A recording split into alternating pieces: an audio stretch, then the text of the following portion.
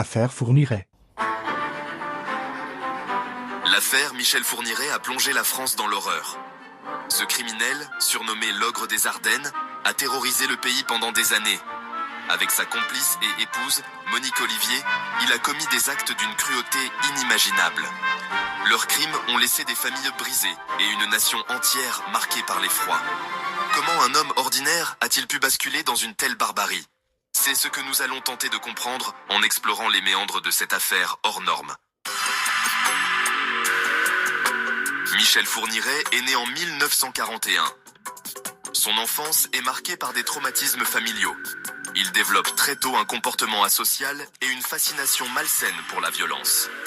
Ses premiers délits, des vols et des agressions, laissent entrevoir un potentiel criminel inquiétant. Mais c'est sa rencontre avec Monique Olivier qui va précipiter sa descente aux enfers. L'affaire Fourniret, c'est l'histoire d'un monstre et de sa proie. C'est l'histoire d'une emprise psychologique qui a conduit une femme à devenir complice de crimes atroces. C'est l'histoire de victimes innocentes, arrachées à la vie dans des circonstances effroyables. C'est l'histoire d'une enquête complexe, jalonnée de fausses pistes et de révélations macabres. Michel Fourniret voit le jour dans une France marquée par la guerre. Son enfance est loin d'être idyllique. Il grandit dans un climat familial instable. Son père, un homme distant et autoritaire, ne lui témoigne aucune affection. Sa mère, effacée et soumise, ne parvient pas à le protéger de la brutalité du monde. Le jeune Michel se réfugie alors dans un monde intérieur peuplé de fantasmes morbides. Dès l'adolescence, Michel Fourniret multiplie les actes de délinquance. Il est arrêté pour la première fois à l'âge de 16 ans pour vol. Son passage à l'acte est brutal, impulsif.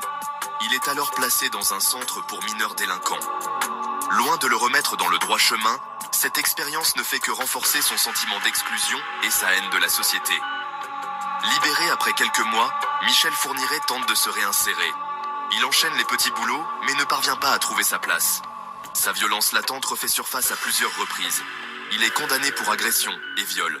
Chaque passage à l'acte est marqué par une cruauté sadique et un mépris total pour ses victimes.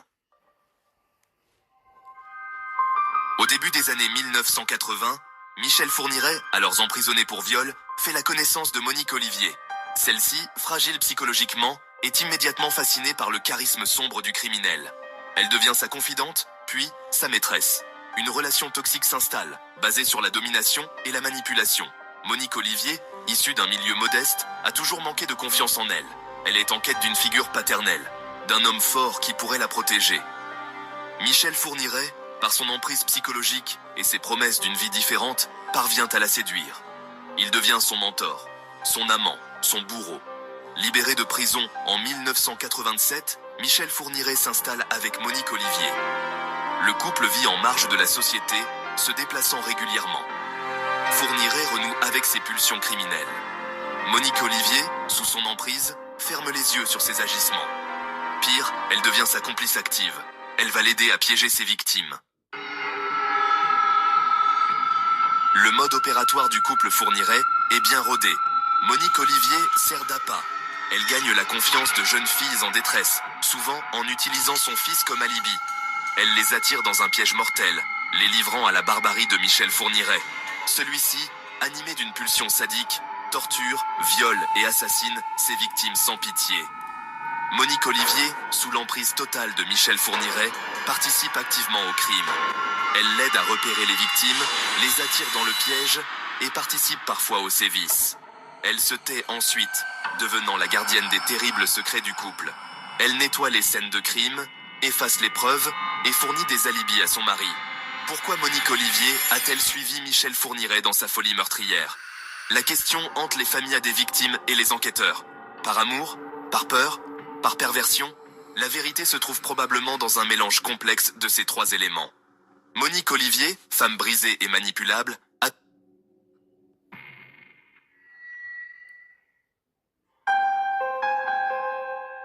Section 5. Les victimes. Des vies brisées, des familles dévastées. Les crimes de Michel Fourniret et Monique Olivier ont coûté la vie à au moins 8 jeunes filles.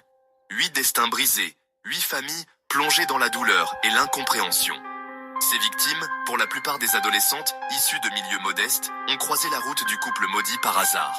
Elles ont été piégées par la fausse bienveillance de Monique Olivier, livrées à la folie meurtrière de Michel Fourniret. Parmi les victimes, on compte notamment Isabelle Laville, enlevée et assassinée en 1987, et Céline Saison, disparue en 2000.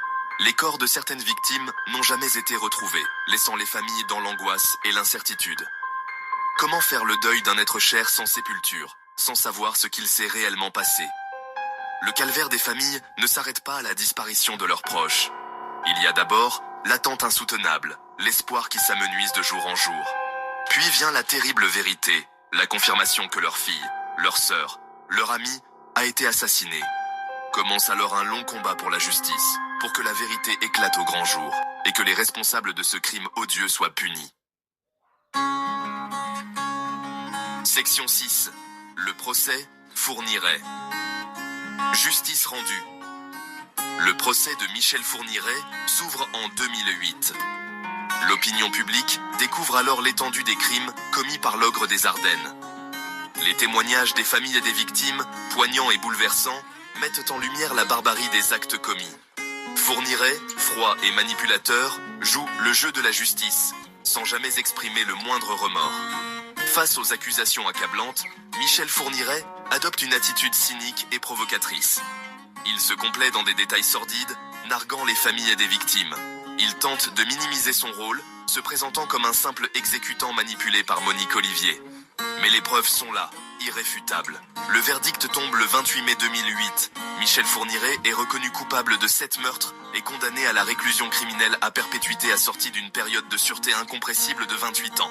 Une peine maximale qui ne suffira jamais à apaiser la douleur des familles des victimes. Pour elles, la justice a été rendue, mais la blessure reste à vif. Section 7.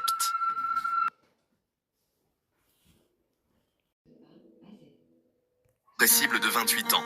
Une peine maximale qui ne suffira jamais à apaiser la douleur des familles des victimes. Pour elles, la justice a été rendue, mais la blessure reste à vif. Section 7. Condamnation de Monique Olivier, complice et manipulatrice. Le rôle de Monique Olivier dans cette affaire est complexe et trouble. Présentée comme une victime consentante, elle a pourtant activement participé au crime de son mari. Elle a attiré des jeunes filles dans un piège mortel, les livrant à la barbarie de Michel Fourniret. Son attitude lors du procès, oscillant entre remords fins et silence coupable, n'a fait que renforcer le sentiment de répulsion qu'elle inspire. Condamnée en 2008 à la réclusion criminelle à perpétuité assortie d'une période de sûreté de 28 ans pour complicité de meurtre, Monique Olivier continue de fasciner et de révulser. Est-elle un monstre froid et calculateur ou une femme sous emprise, broyée par la personnalité toxique de Michel Fourniret? Les révélations continuent, même après la condamnation de Monique Olivier. En 2023, elle est de nouveau jugée, cette fois pour complicité dans la disparition de Cécile Valin. Elle est condamnée à la perpétuité. L'affaire Fourniret, loin d'être close, continue de hanter la France. Section 8. Les familles. Face à l'horreur, douleur, colère et quête de vérité. Pour les familles des victimes, le calvaire est loin d'être terminé. Elles doivent apprendre à vivre avec l'absence, la douleur et la colère. L'image de leur fille, de leur sœur, de leur amie assassinée hante leur nuit. Elles se battent pour que la mémoire des victimes reste vivante, pour que justice soit rendue. Les familles des victimes ont fait preuve d'une force et d'une dignité exceptionnelles tout au long de cette épreuve. Elles ont assisté au procès, affrontant le regard froid de Michel Fourniret et le silence coupable de Monique Olivier. Elles ont écouté avec courage les détails sordides des crimes, revivant leurs cauchemars. Le combat des familles est un combat pour la vérité, pour que toute la lumière soit faite sur cette affaire hors norme. Elles veulent comprendre ce qui s'est passé, pourquoi leur proche a été arraché à leur affection. Elles veulent s'assurer que de tels actes de barbarie ne se reproduisent plus jamais. Section 9. L'affaire Fourniret. Un impact profond sur la société française. L'affaire Fourniret a profondément marqué la société française. Elle a mis en lumière les failles du système judiciaire, incapable de stopper la folie meurtrière du couple. Elle a suscité un débat national sur la récidive criminelle et la protection des mineurs. Elle a également révélé la face sombre de la société française, celle des zones d'ombre où la violence et la barbarie peuvent prospérer. L'affaire Fourniret a eu un impact considérable sur la législation française. Elle a conduit à un renforcement des peines encourues pour les crimes les plus graves, notamment les viols et les meurtres sur mineurs. Elle a également entraîné une meilleure prise en charge des victimes et de leurs familles. L'affaire Fourniret est une plaie ouverte dans la mémoire collective française. Elle nous rappelle que la barbarie peut frapper n'importe où, n'importe quand.